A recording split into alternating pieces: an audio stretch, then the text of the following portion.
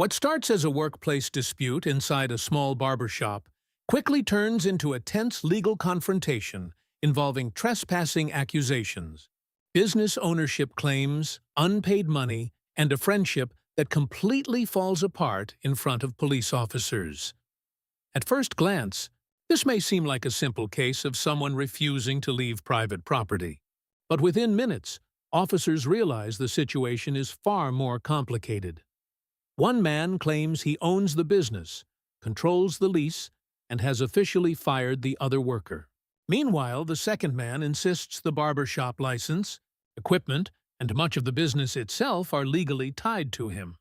And this is where things become messy, because this is no longer just about emotions. It becomes a collision between criminal trespassing law and civil business disputes. The IB. Officers now have to balance two completely different realities. One person demanding immediate removal from the property. Another person claiming he has legal ownership interests inside the business. So here's the big question. When friendships, money, and business become mixed together, who actually has the legal right to stay? As this encounter unfolds, you'll see officers trying to prevent the situation from escalating while both sides argue over ownership, trust, and betrayal. And by the end of this case, one thing becomes very clear. Sometimes the biggest conflicts don't happen between strangers. They happen between people who once trusted each other completely.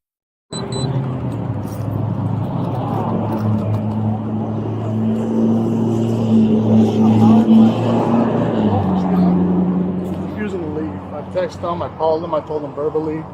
He feels entitled. Is he there right now? He's there right now. Okay. Yeah, he's on the first booth. I can go with you. I just want a present, so I'm gonna give him a chance to take his stuff. I just don't want him to get crazy with me and take stuff that doesn't belong to him. All right. But I've asked him to leave. It's not his system. So you just, what do you want back? You want him trespassing? Yes. And you want your keys and everything back Yes, as well? because I have, he has keys to my shop and he has keys to my equipment. I have 2 vending machines, and he's not giving it up. Okay. Did you like recently fire him or something? Yes, a week ago. Yeah. Oh, a week ago. I fired him. I told him he's got to leave. I was out of town. I hear he keeps coming back. I texted him this morning, a little while ago, said, you got to leave. He believes I can't fire him. Feels entitled just because I let him pay the cable bill. He thinks that gives him a right to remain. I told him to cancel that, but the lease is under my name. The shop's under my name. I just need assistance, yeah. What is he gonna remove? I mean, I'll just trespass him as well. Okay. And then, if he keeps bothering you, like you just don't want any contact with him. No, I just don't want any You can go to. contact I'm saying you can go to the courthouse, file an injunction as well. Okay. So you can go file an injunction against him. Okay. Basically, a restraining order saying, "Hey, I don't want this guy anywhere near me. He keeps showing up at my work. I fired him. He keeps showing up." And, Okay. And that way. What's his temperament? Is he like a chill guy or? No. No. He can be, but he can be rough. He's upset. We're trying to avoid this. Yeah. But if in our presence, don't worry, I'll do paperwork. In our presence, if he decides that he's still not going to leave, that is trespassing, and I will take him to Take jail. him. Yeah. I mean, at this point, that's on him. I've already told him he's got to leave. Okay. If you want to follow him, I'll follow you. I'll follow you. Thank you.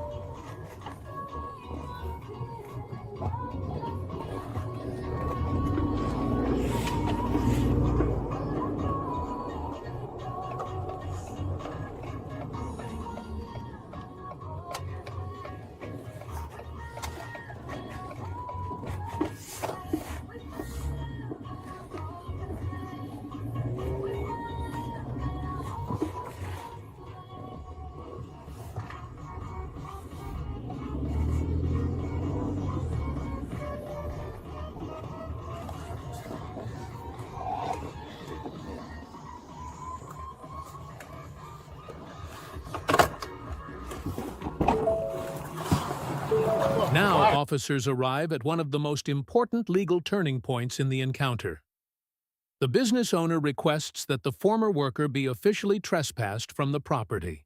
From a legal standpoint, that means officers can enforce removal if the individual refuses to leave. But there's a major complication. The man being removed claims the barbershop license is under his name. Much of the equipment belongs to him. There was an investment agreement between both parties, and this changes everything, because while police can enforce trespassing laws, they generally cannot settle ownership disputes on the spot. That becomes a civil matter, something typically resolved in court. So who do you think is right here? The leaseholder demanding removal, or the worker claiming partial ownership of the business?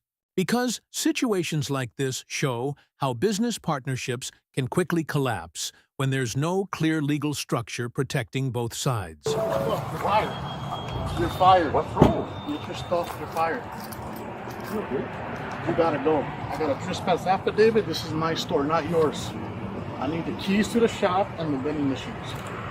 I'm not arguing with you. Just go. I'm not arguing with you either, but can I have a minute? No, I'm tired of this. What the hell happened? I made a decision. You're fired. That's it. I'm not talking about it any further. You're fired. You gotta go. I'll let you get your stuff. You can't come back here. So just so you know where we're coming from, he's the owner of the property. He's requesting that you return the keys and you leave the premises, okay? Let me call you right back. I don't want to argue with you. Just put your stuff in. No, it's no argument. Shit, man. I understand. I understand that. There's nothing further to discuss. I kindly ask that you grab your stuff. You got time to get your stuff. If you got to get your clippers and your tools and stuff, and just return the keys and then make your way out. All right?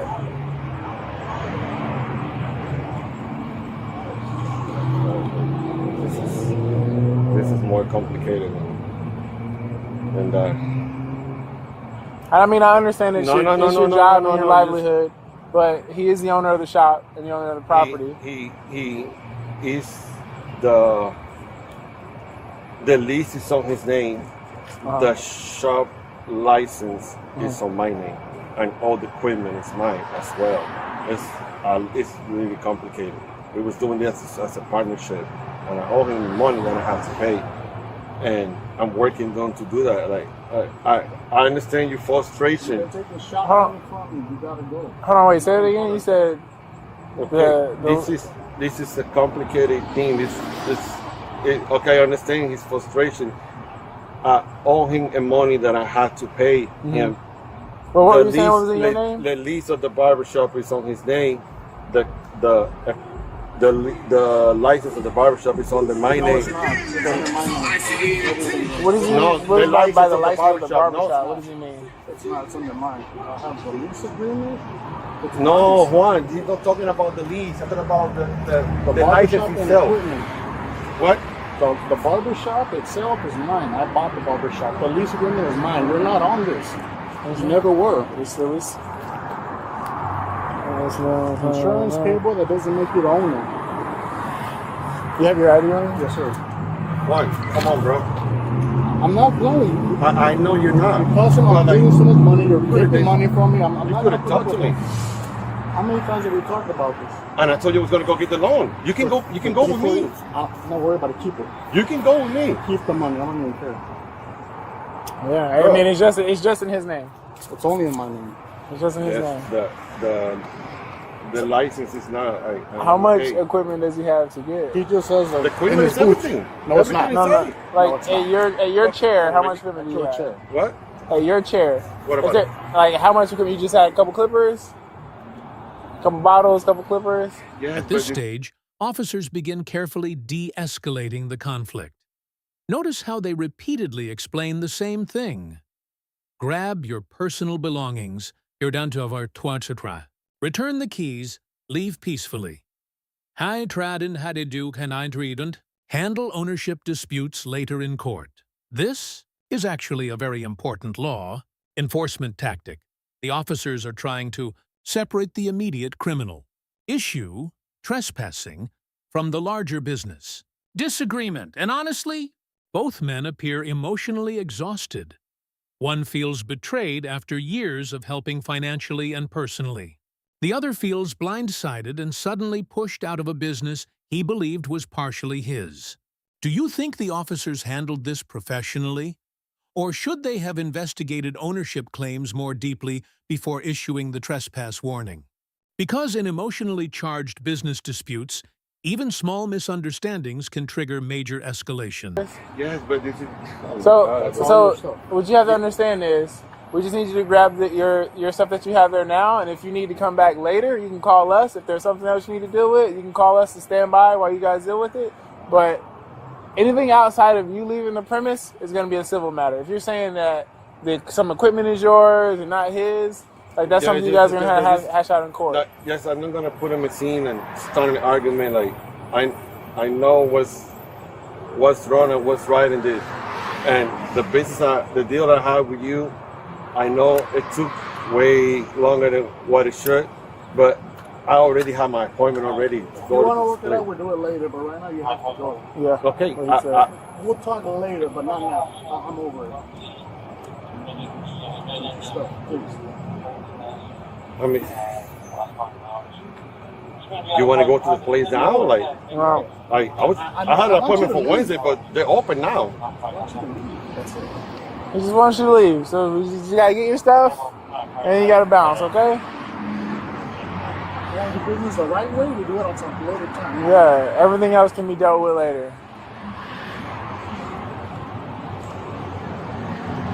Or, since we're here, and on body camera he is giving you the chance to get your stuff and you're not taking it, we can just issue a trespass warning, and if you decide to come back, then you can go to jail for that. But for right now, we just need to get your property and leave the premise. All that other business stuff, you guys can hash out at a later date, and if you need to go to court, you can go to court.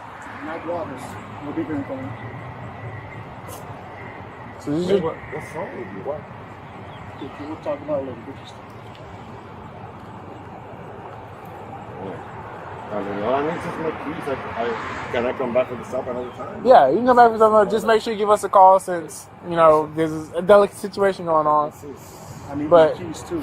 Yeah, keys and whatever you got to grab right now. I'm gonna give you a fair warning. This boss. is where the encounter becomes legally serious. The officers officially issue a trespass warning and clearly explain the consequences. If he returns to the property without police authorization, he can be arrested. And that's a huge moment, because now the situation has moved beyond verbal arguments and into formal legal enforcement.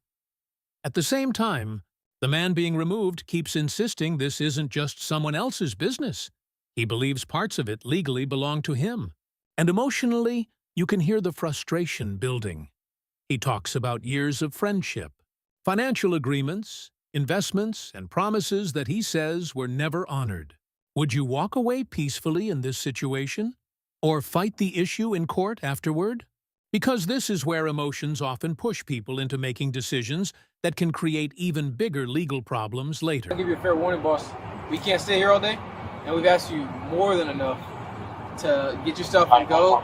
If we're gonna play this whole stand here game, you could go to jail right now because we've given you multiple chances to leave. You're right as of now. You're trespassing property for 365 days. Okay. If you come back to the property without calling us to get your belongings, you will be subject to arrest. You understand that? So I just want us to, as fast as we can. I'm not trying to be rude, but we got other calls holding. We got to get to our stuff. So if you want to go in there and get your stuff, we'll stand by while you get your belongings for now. And you could always just give him a call. He said he'll help settle out with you later on down the road. So as of now, you're trespassing. So let's get your belongings and let's just go, okay? That's all I'm asking. We'll go in there with you. We'll make sure no funny stuff happens. We'll just get your stuff and go.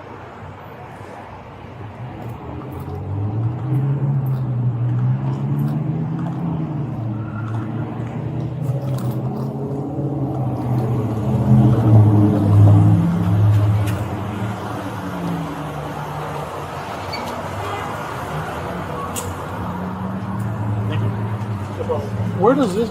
They told me to post this. Ideally on the inside. inside. If you can get some tape and just post it to where it's facing this way, because you put it on the outside, somebody might take it down. Because it's only sticky on the back. Yeah. Oh, it has to face this one? Yeah. That's what I'm saying. If you put it, if you put it out here, some homeless person will probably rip it down. Okay. I'll put it on that corner. Yeah.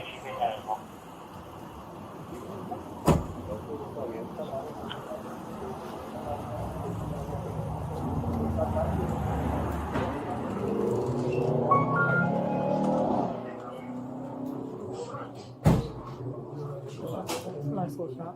Yeah. So this is gonna be closed. I'm sorry? I can't think of this over right now. I'm saying like this is gonna be closed. Like they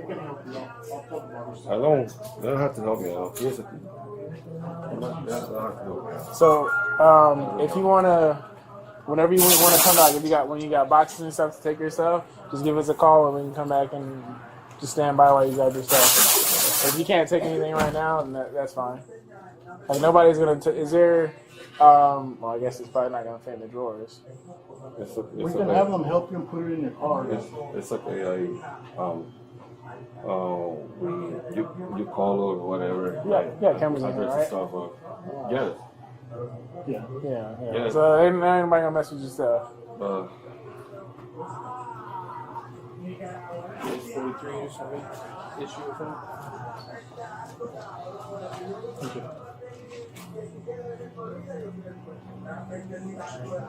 You got an ID on you real quick? I'm just gonna get your information so I can give you a trespass ticket.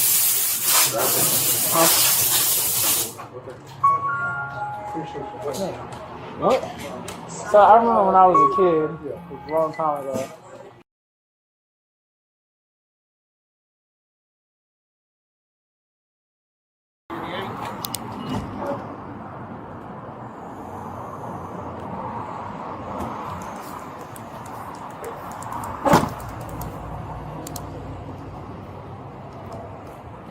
Appreciate it.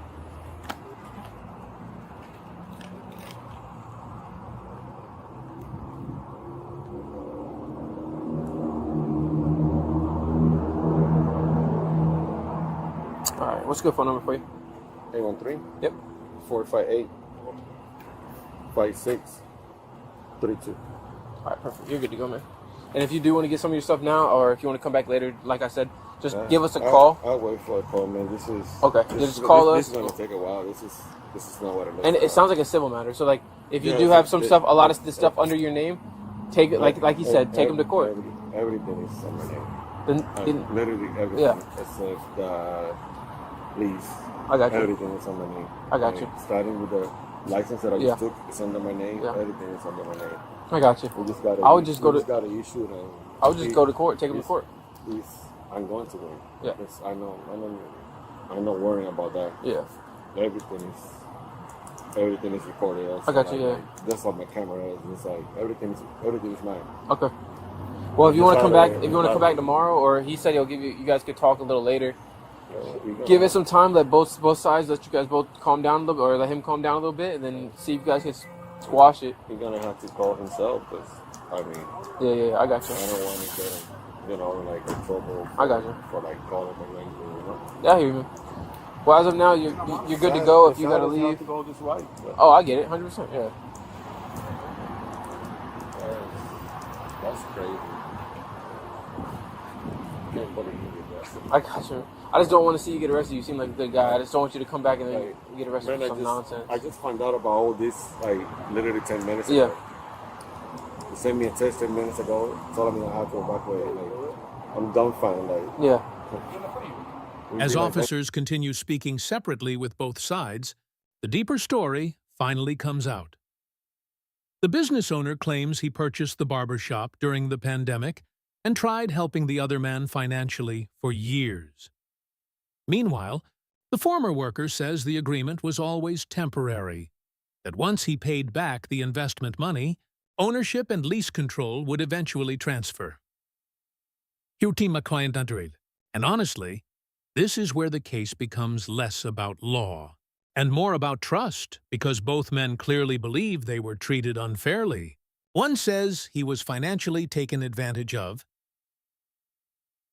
Samwati fee. The other says he was suddenly removed without warning. Both claim the business arrangement was misunderstood. Do you think verbal business agreements between friends are ever a good idea? Because situations like this are exactly why written contracts become critical in business partnerships. We've been like best friends for like 8 years. I got you. And when I grabbed this, when I grabbed this place, I needed some help. I was working here as a barber before we got the shop, and the deal was that we was going to put the lease under his name only, and the shop license and everything else under my name. And when I give him the money, then he helped me when investment to start the shop, because this was already a system shop. I was already working. Yeah. I've been working here since 2016. So when I pay him that money back, I was going to get myself in the lease and eventually pull him out of the lease. And the way he's doing this, he think he's going to get me out. You can't get me out. Like, yeah, I got you. Everything is mine here. Everything. I got all the proof. Like, yeah, I got all the proof. Take him to. I would definitely advise that you take him to court and get all your stuff back. But as of now, two weeks ago, I had last week I had to pay my last card, and he asked me if he can go with me to my credit union, the federal, to get a loan, and I say no, because like that's kind of something personal. I really don't mind if he goes. Like, I got an appointment already for Wednesday. Do you want your copy of the trespass or no? Do you want the paper or no? Sure. Okay, I'll give it to you. I want to see. I'm gonna give you. It is 365 days. Okay, so if you do come back without calling us, you gotta call us. If you come back without calling us and we see you here, the cops are gonna have to arrest you. What about if he authorized me to come? Then, I mean, I wouldn't trust it. I'd still call us just in case. What if he sets you up? I don't know him. I don't know you that well. I don't know him that well. What if he calls you here, then he calls the cops, and then the cops see you here and they arrest you?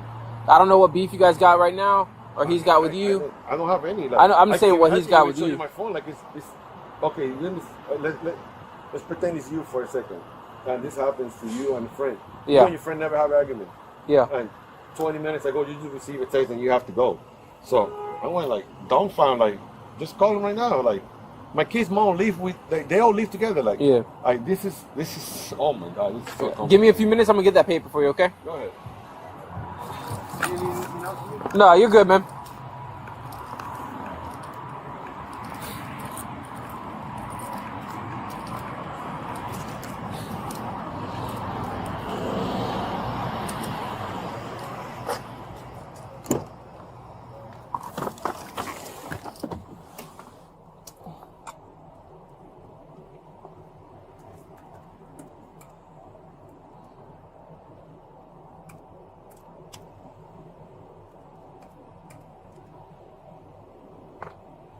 Item 4. 10-8 GOA. Show me at the Walmart on Hillsborough, and show me out with a white male break, wearing a yellow shirt, black pants. Put me on the signal 80. Everything's 10-4. I'm on Walmart at Hillsborough. 1409.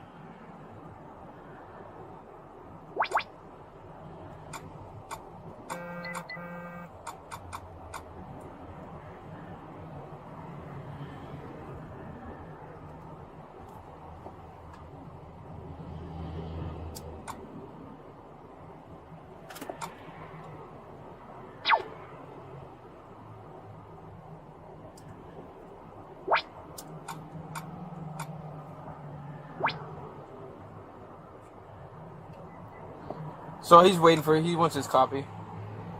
Of course he does. Yeah. So I'm just gonna write down his copy, and then his 43 should be attached to the authorization. I'm just trying to find the authorization. When Dad used to take me down the street, and the haircut was like $5. This place these guys do good service, man. Especially these guys. Yeah, they do designs. A lot of women they come here really get in the shape. Design. Yeah. These days it's $100. I know. VIP. Woo. During COVID, when it was like limited, it was $100. And it's funny though, these still coming in here like $150. I go around that behead for a week if I got to. I mean, free time, you want to get a cut, come through. I appreciate it. What's going on, boss? I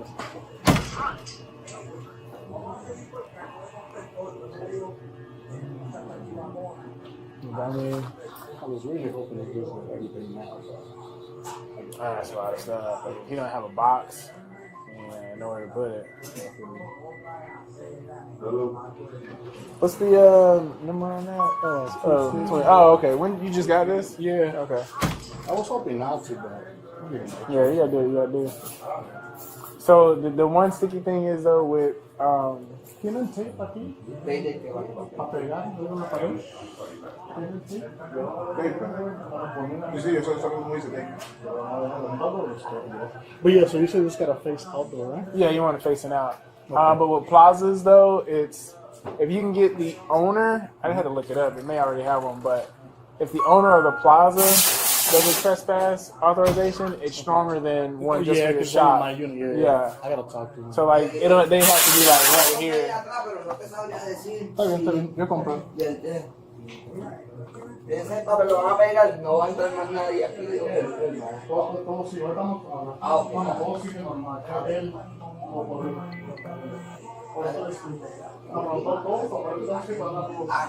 Tranquilo.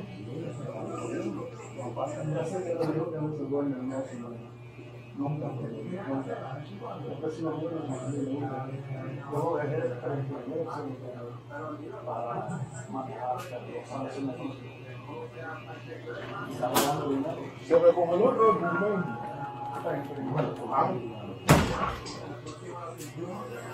Yeah, man, like I said, if you ever want to get a cut, I'll get you a business card. All right.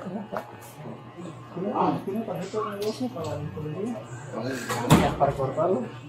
Yeah, give him a business card. You're gonna give a discount to us and service. Okay. Appreciate it. Yeah, I got you. My man. Tiene otro palo. How long have you been open?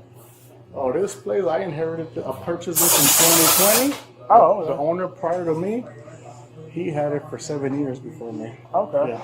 And he sold it to me during COVID, pandemic. He didn't want to lose. He didn't want to take a hit.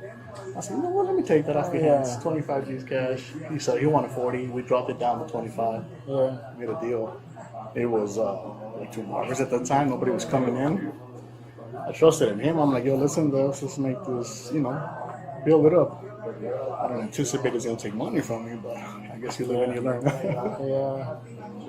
Like, going into business people is tough, man. It's tough. It's tough. How long have you known each other? I've known him since 2016. Okay. I even housed his family because they can't get an apartment up in. I let him stay in my place. Not him, but his family. Yeah. Because baby mama's got like 2 evictions. Kids are, see, 4 kids. Their credit score is low, so I helped them out. Just it's been taking so much advantage of me. I'm like, I've been helping you so much. I'm like, Yeah, there's a limit. yeah, that's where I draw the line. Yeah. He's saying he's gonna go for the money he owes me to some bank. He's been telling me that for 3 years. Oh, that's what he was trying to say? I said I'm over it. It's not. So was it like, did you pay his half of the deal or something? No, I bought the whole thing. Oh, okay. I said, hey, if you can manage this, make a profit, make my return, I'll give him a discount. I'll sign over the lease and everything. And he didn't. And if anything, he was just taking money from me, never gave me nothing, collecting booth rentals, not giving it to me. Purchasing stuff off of my booth rentals. I'm like, dude, you realize I'm still the owner. Yeah. He's going around telling everyone that he's the owner, like you're not the owner. What's your booth price? Usually it ranges from 150 to 200 A week? Yeah. Yeah, boy. When I got too many leaving, then we drop it down and work with them. Kind of for Yeah, but I mean, that's a couple cuts. They get that in, 2-3 Show cuts. me at the Walmart on Hillsborough and show me out with a white male braid, wearing a yellow shirt, black pants. Put me on the signal 87.4. I'm on Walmart on Hillsborough.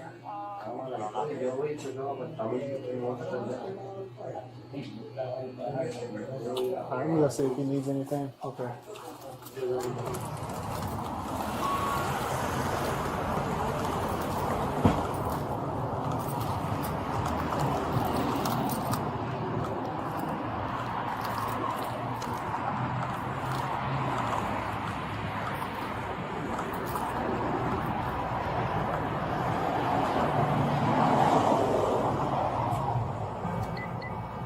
So he's waiting for he wants his copy. Of course he does. Yeah. So I'm just gonna write down his copy and then. This point you see attached to the authorization. I'm showing the authorization. Oh, nothing further shot by BODYCAM. As this emotional barber shop dispute comes to an end, several key facts become clear. The property lease remained under one individual's name. The other man claimed ownership of equipment and licensing. Sigtarantrewis, police treated the situation primarily as a trespassing issue. Officers repeatedly encouraged both parties to settle the financial and ownership disputes in civil court, and honestly, this case highlights one of the biggest dangers in business partnerships between friends. When agreements are based more on trust than written contracts, conflicts can spiral out of control very quickly. From a legal standpoint, officers focused only on what they could immediately enforce, removing someone from private property after the owner demanded it. But emotionally, this situation clearly involved years of friendship, financial support, promises, frustration, and resentment building behind the scenes. So here's the final question. Do you think this was mainly a legal issue, or the collapse of a friendship that should have never turned into business? Because sometimes the hardest disputes aren't about strangers breaking the law. They're about people who once trusted each other completely. If you found this case as intense as we did, make sure to hit that like button, share your thoughts in the comments, and don't forget to subscribe for more jaw-dropping courtroom and body cam breakdowns.